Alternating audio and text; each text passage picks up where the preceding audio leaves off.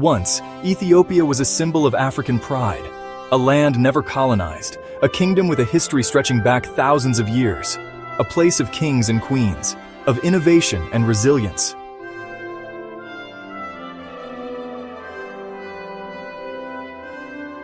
But today, the picture is different.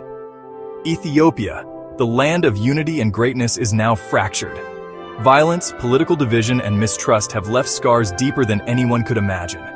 How did it happen? And can Ethiopia rise again? For centuries, Ethiopia stood as a symbol of independence. From defeating the Italians at the Battle of Adwa to inspiring liberation movements across Africa, the country was seen as unbreakable.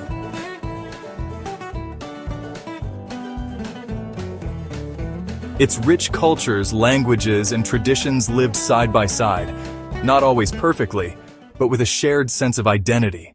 But under the surface, divisions were growing. Political power struggles, ethnic tensions, and economic inequalities slowly weakened the foundation.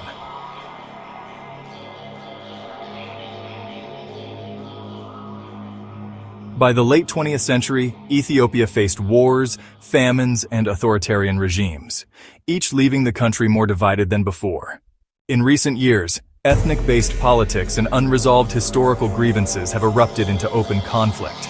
Provinces turned against each other, neighbors became enemies, trust was broken, millions displaced, thousands dead.